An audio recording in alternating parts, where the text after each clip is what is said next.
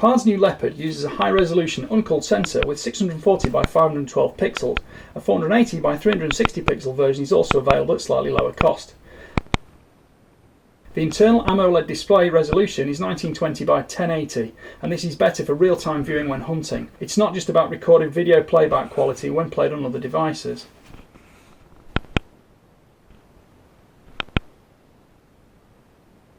There are 6 image palettes available: white hot, black hot, red hot, indigo, edge or hot sky. These couple with 3 scene modes, making automated adjustments for city, rain or forest environments. You can also manually adjust screen brightness and contrast to suit your preferences, as well as the sharpness and mode. Colour temperature can also be altered to your preference.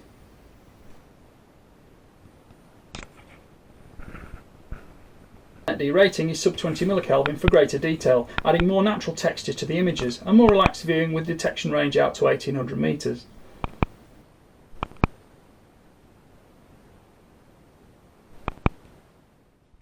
Welcome to Chris Parkin Shooting Sports. Today you join me to have a look at the PARD Leopard. Now this one is the 640 by 512 resolution sensor, and that's a 12 micron pitch and a 20 millikelvin net D rating. So this thing is super sensitive and gives you great texture across the image itself. One of the most important factors to mention about it, which is immediately obvious, is it's very small and compact. It's got a right hand strap there, and you've got 4 buttons on top to control all the functions. On off is here. Under that flap there, we've got the SD card, which will go up to 128 gigabytes, USB-C charging port, as well as an HDMI out port. If you press the button on the side here, it opens the little flap, and inside there's a flat top 18650 battery, which gives you between 4 and 6 hours runtime, depending on the cells you use and the temperature outside. Having that flap on the side means you can carry spare batteries. It's easy to swap, easy to change. You can charge batteries externally if you want, but there is also a USB-C cable supplied, so you can charge it within the unit.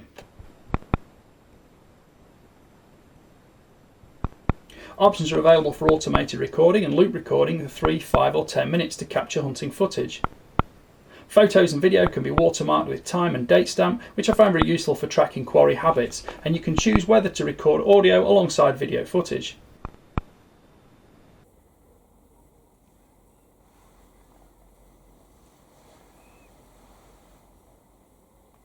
The rear eyepiece features minus to plus 5 diopter focus, so you can get a good crisp image on the internal screen, which is 1920 by 1080 HD rated.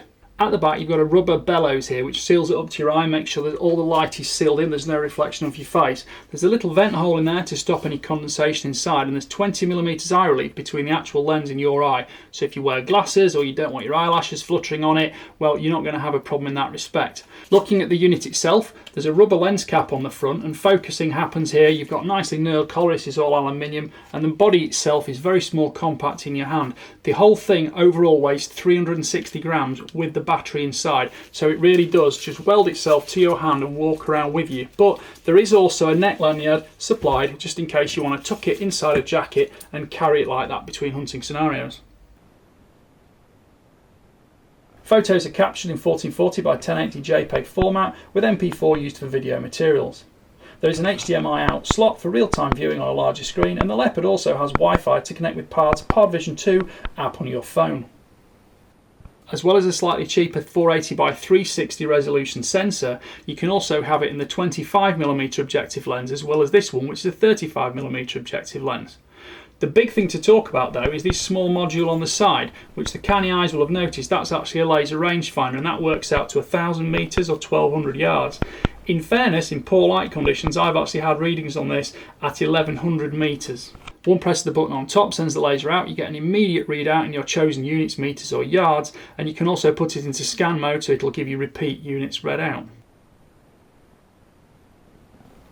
Final functions on the menu are firmware updates, restoration of factory settings and formatting of recorded footage on the SD card. There is also a blind pixel cancellation feature. The onboard laser rangefinder has 1000 metre or 1200 yard functionality, making quarry judgment and planning shots more assuring on your preferred metric or imperial unit. I found this both reliable and accurate for realistic hunting requirements. Internal screen resolution is 1920 by 1080 HD resolution, so you do get a good image real time. It's not just about recording an image, feeding it out to a better screen externally and then showcasing that to the world. It's about being able to use the item real time for long range use and also great quarry identification. The sensor is rated for a detection range out to 1800 metres, and I had no problem picking up regular quarry species like rabbits, hares, foxes and deer well out to 800 metres, even in daylight conditions of very warm weather we've had recently up to 25 degrees Celsius. The left side power button here takes a 3-second hold to switch the unit on, after which you can switch it off in a similar way, or you can actually have the automated power off, which after say 30 minutes will shut the unit down, and a power up will set it going again so you can see straight back on target.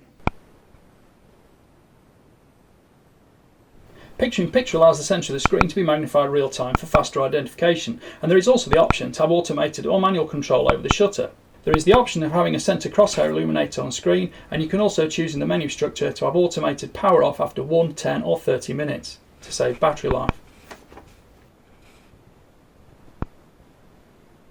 So what are my overall opinions of the Leopard? Well, I do like it. I like the fact you can use it, although it looks handed, it's just as comfortable to use with your left hand and your left eye, or your right hand and your right eye. There's no problem blocking the actual laser emitter here for your range finding, and both the controls for focus are equally accessible left or right handed. I do prefer just having the lanyard round my neck rather than the palm lanyard, personally because I like to swap between hands all the time. I find the compact, lightweight, incredibly useful, and it's so easy to carry because you're not lumbered down with it. And if you've got binoculars as well, you can tuck it in a pocket. It just doesn't have to hang straight in front of your face like binoculars or anything like that. I like the fact that you can just pop this cover open and change the battery. I've been getting between 4 and 5 hour run time, but you know, I've been using a lot of rangefinder, the laser, things like that, and the weather has been quite warm, so you do have to be aware it does vary slightly depending on your environment. The rubber cap over the micro SD card here gives it part of the IP67 waterproof rating, and those SD cards are very easy to take in and out, transfer them to whatever you need if you're not using the app itself to transfer and edit footage. Construction seems very durable, it's resisted scratches, the rubber lens cap protects the objective lens at the front, and I will be keen to see what the lesser resolution sensors are like in comparison, and also the smaller unit as well. Varying between colour palettes is again always a personal choice. I tend to always go with white equals hot. One thing I really like about it is the fact if you've got a lot of sky in your picture with something small at the bottom, you know, maybe a hedge line at the bottom with rabbits and things like that concealed, it's not dimming down because of the large sky, which is obviously colder than the ground, and you do get good resolution across the picture to make sure you can still pick up those smaller hot objects. Okay, resolution is always going to be a bit of a subjective factor, but the critical factor is there were no occasions where I couldn't see the quarry I was hunting for, and the shooter that was with me had an additional thermal unit, and we both agreed we could both see the same things and where they were. Nothing was lost to our detection. Like any night vision device, you've kind of got to learn the language used between the 4 control buttons on top. But what I will say is that all the control buttons had immediate response, and you do learn the difference between a quick press and a longer hold on them to go between functions.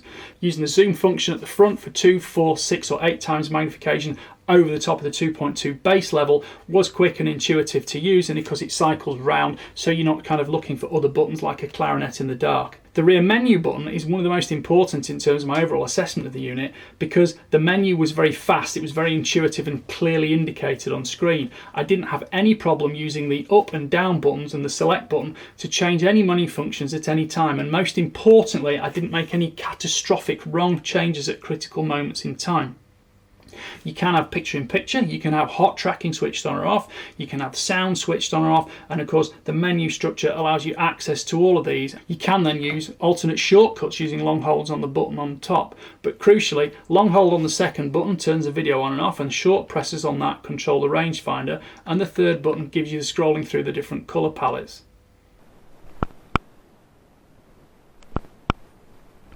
The objective lens is 35mm diameter, and digital zoom is 2, 4, 6 or 8 times over the 2.2 times optical magnification. Lateral field of view is 13.2 degrees, and combined with a 50Hz refresh rate you can easily detect and track quarry, and there is also a dynamic hotspot detector to immediately illustrate what's hottest on screen.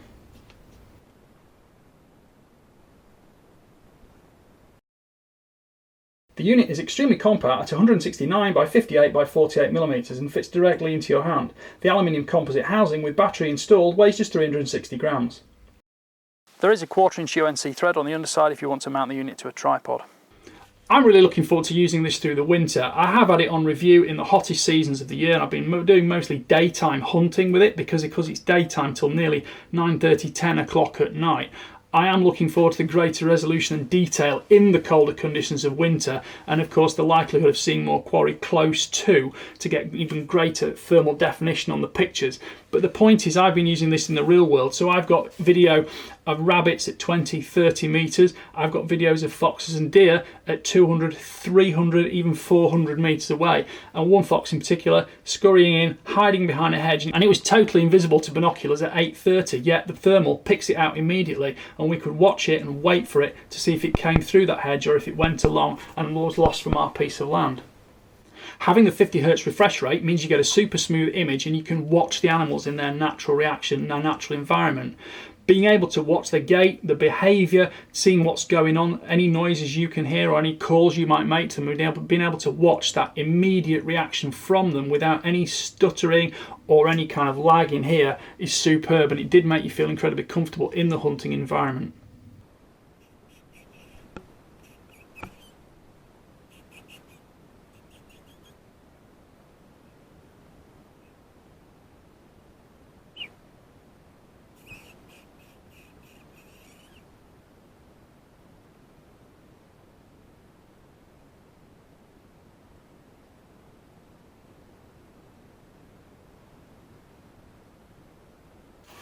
Right, well I hope you've enjoyed watching that review. Please like, subscribe, comment, click the notification bell and keep track of my regular uploads. Thank you for watching. Bye for now.